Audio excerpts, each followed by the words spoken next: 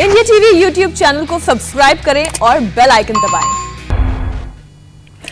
नमस्कार, आप देख रहे हैं इंडिया टीवी। आपके साथ मैं हूं अर्चना सिंह। मोदी मंत्रिमंडल विस्तार की कंफर्म तारीख आ गई।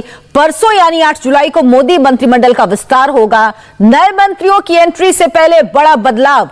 देश के 8 राज्यों में नए गवर्नर की नियुक्ति हुई। इंडिया टीवी पर लगातार हम आपको दिल्ली की एक एक हलचल की जानकारी दे रहे हैं।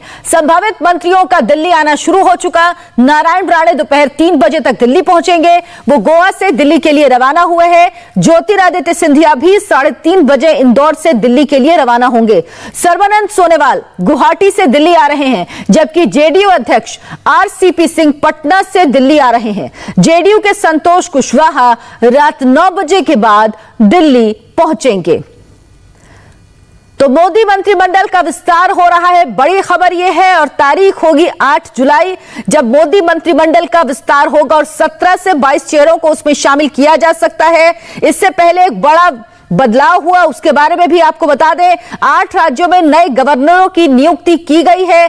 थावरचंद गहलोत को गवर्नर नियुक्त किया गया है। ये एक बड़ा बदलाव है। और मोदी मंत्रिमंडल के विस्तार में खबर यह भी है कि कई को शामिल किया जाएगा, लेकिन कईयों की छुट्टी भी हो सकती है।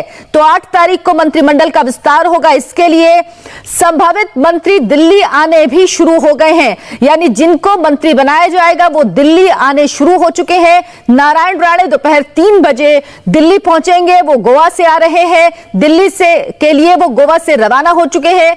ज्योतिरादित्य सिंधिया 3:30 बजे इंदौर से दिल्ली के लिए रवाना होंगे। सर्बानंद सोनोवाल जो असम के मुख्यमंत्री थे, उन्हें चुनावों के बाद मुख्यमंत्री नहीं बनाया गया। हेमंत बिस्व शर्मा को मुख्यमंत्री बनाया गया, लेकिन सर्बानंद सोनोवाल को उसी वक्त आश्वासन दिया गया था कि उन्हें केंद्रीय कैबिनेट में जगह दी जाएगी। और अब वो गुवाहाटी से दिल्ली आ रहे हैं। जेडीयू अध्यक्ष आरसीपी सिंह पटना से दिल्ली आ रहे हैं और जेडीयू के ही संतोष कुशवाहा रात 9 बजे के बाद दिल्ली पहुंचेंगे। ये वो नाम है, आप कह सकते हैं, जो तय हैं, जिनका मंत्रिमंडल में शामिल किया जाना एकदम तय है। लेकिन 17 से 22 नाम ऐसे हैं जिन्हें मंत्रिमंडल में शामिल किया जाएगा। और सबसे बड़ी बात, इसमें सहयोगियों को भी जगह दी जाएगी। तो आज की 2 बड़ी खबरें जो राजनीति से जुड़ी हुई हैं। नए मंत्रिमंडल का गठन होगा, नए मंत्रियों की एंट्री होगी 8 तारीख को, 8 जुलाई को, यानी आज से 2 दिन बाद। और 8 गवर्नरों की नियुक्ति की गई है। थावरचंद गहलोत का आप तस्वीरों में देख रहे हैं, उन्हें राज्यपाल बनाया गया है। आज 8 राज्यों में नए राज्यपालों की नियुक्ति की गई।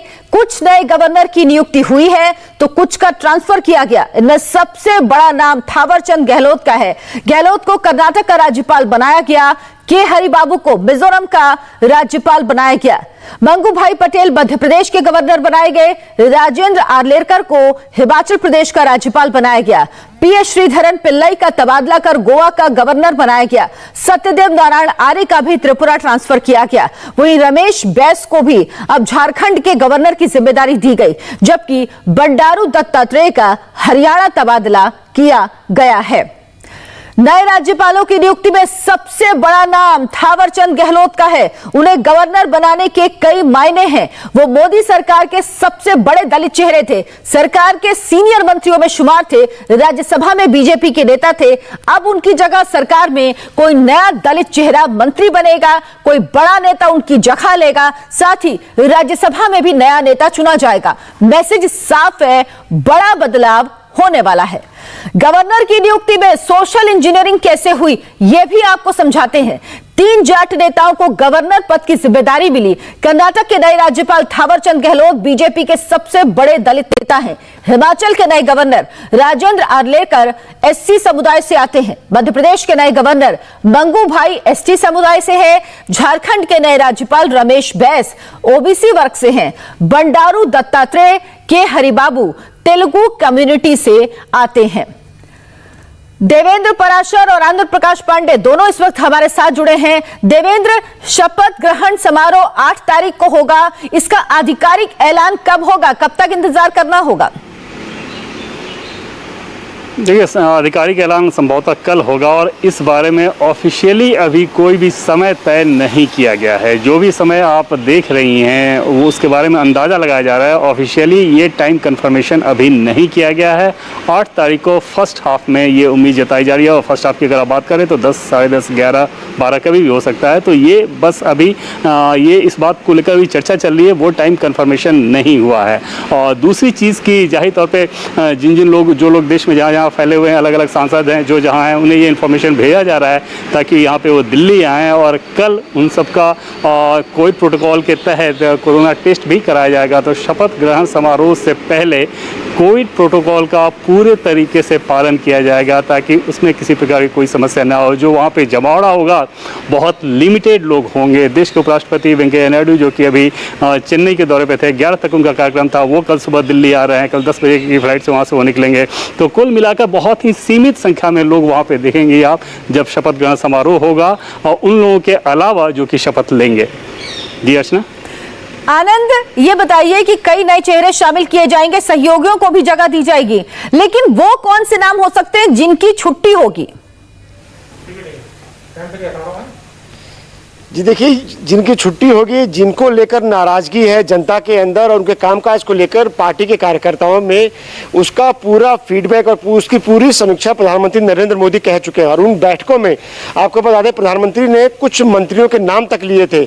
एक मंत्री को तो प्रधानमंत्री ने कहा था कि ये सिर्फ ट्वीट करते रहते हैं, उनको ये भी नहीं पता है कि ये किसकी ट्वीट को रिट्वीट कर रहे हैं। उसके अलावा एक मंत्री को लेकर प्रधानमंत्री ने कहा था कि ये जब जाते हैं प्रेस कॉन्फ्रेंस करने के लिए तो ये पता नहीं चल पाता है कि ये सरकार की प्रेस कॉन्फ्रेंस कर रहे हैं या फिर पार्टी के मन से प्रेस कॉन्फ्रेंस कर रहे हैं। तो ऐसे ऐसे प्रधानमंत्री ने उन बैठकों में उन मंत्रियों को भी ये हिंट दे दिया था कि उनकी परफॉर्मेंस से प्रधानमंत्री नाखुश है। पूरा 360 डिग्री का ओवरऑल रिव्यू किया गया सभी मंत्रालयों के उनकी परफॉर्मेंस को लेकर। मंत्रियों से पूछा गया था कि पहले आप अपने मंत्रालय का फीडबैक बताइए, आपने क्या क्या योजना तैयार की वो बताइए, कोविड के दौरान आपने क्या क्या किया वो बताइए। उसके जो सबसे अहम सवाल था, प्रधानमंत्री ने ये कहा कि अब आगे हम क्या कर सकते हैं, एक्शनेबल आइडियाज अपने मंत्रालय का दीजिए। तो ये ओवरऑल जो रिव्यू किया उसी में प्रधानमंत्री को अंदाजा हो गया था किस मंत्री की परफॉर्मेंस ठीक नहीं है और किसको हटाना है। इसके अलावा प्रधानमंत्री ने तो यहां तक कमेंट किया था कि कई मंत्री ऐसे हैं जिनको ये भी नहीं पता कि उनके मंत्रालय में कितने पीएसयू है, कौन कौन से पीएसयू है। तो आप सोच सकती है कि कितना बारीकी से प्रधानमंत्री ने इस बार रिव्यू किया है, सभी के मंत्रालयों की उनकी परफॉर्मेंस, मंत्रियों परफॉर्मेंस की समीक्षा की। तो जाहिर तौर पे ये जो डर है वो सबके अंदर है, सभी मंत्रियों के अंदर है। जैसे कोरोना के टाइम में बार बार सवाल ये उठा कि मंत्री जो है ग्राउंड में दिखे नहीं, वो जमीन पर उतरे नहीं। कार्यकर्ता जो है वो बार बार कहते रहे, मंत्रियों से मदद की गुहार लगाते रहे, लेकिन उनकी मदद नहीं की गई। तो ऐसे में सारा फीडबैक, सारी शिकायत प्रधानमंत्री के पास थी। उसके बाद उन्होंने पूरी समीक्षा की है। प्रधानमंत्री ने तय कर लिया है कि किसको हटाना है या फिर किसको किसको दूसरे महकमे में ट्रांसफर करना है। ये सब तैयार है, बस इंतजार किया जा रहा है उस फाइनल सूची का। और रही बात सहयोगियों की, तो जैसे जेडीयू के बारे में भी आप बता रहे थे, जेडीयू को लेके आपको बता दें कि आरसीपी सिंह की अभी भी बीजेपी से बातचीत चल रही है, क्योंकि कल आज सुबह दिल्ली पहुंचे, उसके पहले उन्होंने कल नीतीश कुमार से मुलाकात की थी। जेडीयू 4 मंत्री पद चाहता है, 2 कैबिनेट और 2 एमएस। और यहाँ लेकिन बीजेपी जो है वो पशुपति पारस को भी जेडीयू के कोटे में ही गिन रही है। तो ऐसे में अभी आरसीपी सिंह की बातचीत चल रही है बीजेपी के नेताओं से, और उम्मीद है कि आज शाम तक जेडीयू का फॉर्मूला क्या होगा। जेडीयू शामिल हो रही मंत्रिमंडल में, ये लगभग तय है, लेकिन कितने उसके मंत्री बनेंगे इसको लेकर अभी बातचीत चल रही है। तो कितने मंत्री बनेंगे इसको लेकर जेडीयू की तरफ से अभी बातचीत चल रही है। देवेंद्र, क्या ये जो मंत्रिमंडल विस्तार होगा इसमें अगली पीढ़ी के नेता वो भी देखने को मिलेंगे? एक तरह से ये तैयार किया जाएगा कि अगली पीढ़ी के नेता भी काम करने के लिए मंत्री के स्तर पर तैयार हैं? यह निश्चित तौर पर वो चीज आपको दिखेगी, और उसमें जैसा कि आपने देखा कि थावरचंद गहलोत, आपको इस वक्त रोकेंगे, थावरचंद गहलोत कुछ कह रहे हैं, पहले वो सुना देते हैं। जैसा आपको ज्ञात है, देश के यशस्वी प्रधानमंत्री नरेंद्र मोदी जी, राष्ट्रपति रामनाथ जी कोविंद साहब और शीर्ष नेतृत्व ने मेरे प्रति विश्वास व्यक्त करते हुए मुझे कर्नाटक का राज्यपाल नियुक्त किया है। मैं उनकी इच्छा आकांक्षा पर खरा उतरने का प्रयास करूंगा और राज्यपाल के दायित्वों का कर्तव्यनिष्ठा और ईमानदारी से कठोर परिश्रम करके दायित्व निर्वहन करूंगा। जो भी बातें सामने आएगी उनको संवैधानिक मर्यादाओं में विचार विमर्श करके हल करने का प्रयास उस समय करता रहूंगा। सर, कब तक आप चार्ज ले लेंगे गवर्नरशिप का में जाकर? अभी कर्नाटक के मुख्यमंत्री से और संबंधित अधिकारियों से बातचीत करके कार्यक्रम तय करेंगे। जैसा तय होगा वहाँ जाएंगे और औपचारिकताएं पूरी करेंगे। सर, आप उनके प्रभारी रहे हैं वो उस प्रदेश के भी, तो उससे भी बहुत इम्पैक्ट करता है, क्या यही रीज़न रहा कि आप? निश्चित रूप से मैं कर्नाटक का भारतीय जनता पार्टी का 2 बार प्रभारी रह करके दायित्व निर्वहन कर चुका हूँ। कर्नाटक अच्छा प्रदेश है, बेंगलोर अच्छा शहर है, वहाँ के लोग अच्छे हैं, प्रगतिशील है। उन सबका सहयोग समर्थन आशीर्वाद लेते हुए जो भी काम राज्यपाल के रूप में मुझे करने होंगे वो करूँगा। सर, आप क्या सदस्यता से त्याग पत्र दे चुके हैं? सदस्यता से भारतीय जनता मैं भारतीय जनता पार्टी की प्राथमिक सदस्यता से और जो अन्य दायित्व मेरे पास है उनसे, राज्यसभा के सदस्यता से और सामाजिक न्याय और अधिकारिता मंत्री पद से कल त्यागपत्र दे दूंगा। आज ही देना चाह रहा था, परंतु माननीय उपराष्ट्रपति जी बाहर दौरे पर हैं, वो कल आएंगे। सदस्यता से त्यागपत्र प्रत्यक्ष में मिल करके देना होता है तो कल दे दूंगा। और इन तीनों पदों से, भारतीय जनता पार्टी की सदस्यता से, राज्यसभा की सदस्यता से और मंत्रिमंडल से कल की तारीख में त्यागपत्र दूंगा। अच्छा देवेंद्र, जिस तरह से थावरचंद गहलोत को अब जिम्मेदारी दे दी गई कर्नाटक की, तो एक जगह तो खाली हो गई क्योंकि मध्य प्रदेश से आते हैं, तो उनको हटाना यानी कि उनको गवर्नर बनाना और एक जगह बनाना मध्य प्रदेश कोटा से, इसका मतलब है कि ज्योतिरादित्य की एंट्री हो रही है। तो ज्योतिरादित्य सिंधिया तो वैसे भी आने हैं और थावरचंद गहलोत का जो कोटा खाली होगा उसमें आपको कोई दलित फेस देखना होगा। ये निश्चित तौर पे ज़रूरी नहीं है कि आपके वो मध्य प्रदेश से हैं, वो उत्तर प्रदेश से हो सकते हैं या कर्नाटक से हो सकते हैं, किसी भी राज्य से हो सकते हैं, लेकिन इतना ज़रूर है कि आपको एक दलित चेहरा दिखेगा। वो दलित चेहरा अभी भले ही थावरचंद की तुलना में बीजेपी के ढांचे में उस हिसाब से पॉपुलर ना हो, लेकिन पार्टी उस व्यक्ति में ये संभावना देखेगी कि अगले 10 से 15 साल तक वो पार्टी के दलित फेस के तौर पर रहेंगे। दूसरी चीज़ की, जैसे कि मैंने पहले आपको बताया था कि राज्यसभा में अब एक नया लीडर चुनना होगा। वो नया लीडर बिल्कुल ये ज़रूरी नहीं है कि वो दलित कम्युनिटी से हो, वो महिला निर्मला सीतारमण हो सकते हैं क्योंकि वो राज्यसभा सांसद हैं, पीयूष गोयल वहाँ पे अभी उपनेता हैं। और तीसरी चीज़ की, बीजेपी पार्लियामेंट्री बोर्ड में फिर वहाँ पे एक कोटे की बात आ जाएगी कि वहाँ पर उस पार्लियामेंट्री बोर्ड में थावरचंद गहलोत के जगह पर एक दलित फेस चाहिए होगा, बीजेपी केंद्रीय चुनाव समिति में ये चाहिए होगा। तो ये सारी चीज़ें निश्चित तौर पर बीजेपी का जो ढांचा है उसमें ऑलरेडी होमवर्क चल रहा है और जो नाम होगा उसमें इस पोटेंशियल के साथ होगा कि अगले 15 साल से मतलब इसके साथ एक ये भी हो रहा है कि मध्य प्रदेश से अगर थावरचंद गहलोत जा रहे हैं तो मध्य प्रदेश का एक दूसरा जो व्यक्ति है रिप्रेजेंट करने जा रहा है, इस हिसाब से तो जगह बन गई है, मध्य प्रदेश को जगह मिल गई। और ज्योतिरादित्य सिंधिया को तो आना ही आना था।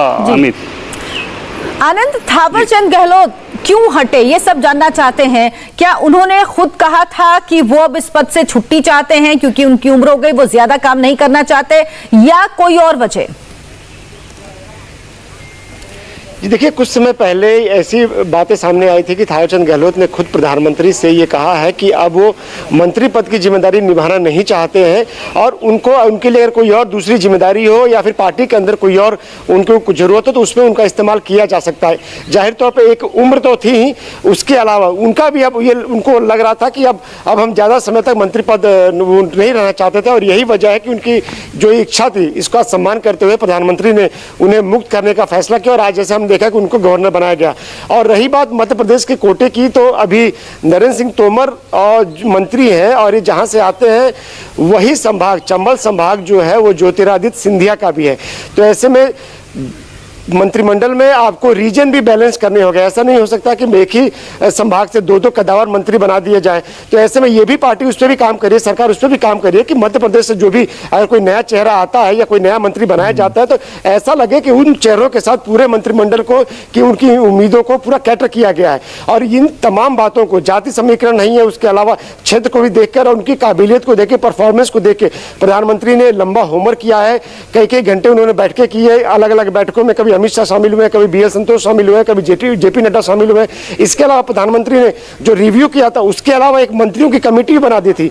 उस मंत्रियों की कमेटी में पीयूष गोयल थे, प्रहलाद जोशी थे, उस समेत 2-3 और मंत्री थे जिनका उनके ये दायित्व था कि जो एक्शनेबल आइडियाज। आनंद, आपने एक बहुत अच्छी बात ये बोली है कि एक तो जातीय समीकरण होता है और दूसरा आपने जो बताया रीजन जो रीजन के हिसाब से समीकरण बैठाए जा रहे हैं वो भी कितना महत्वपूर्ण रहने वाला है इस पूरे मंत्रिमंडल पर, इस पर भी हम बात करेंगे। तो इसी बड़ी खबर पर हम बने हुए हैं, लौटते हैं एक छोटे से ब्रेक के बाद।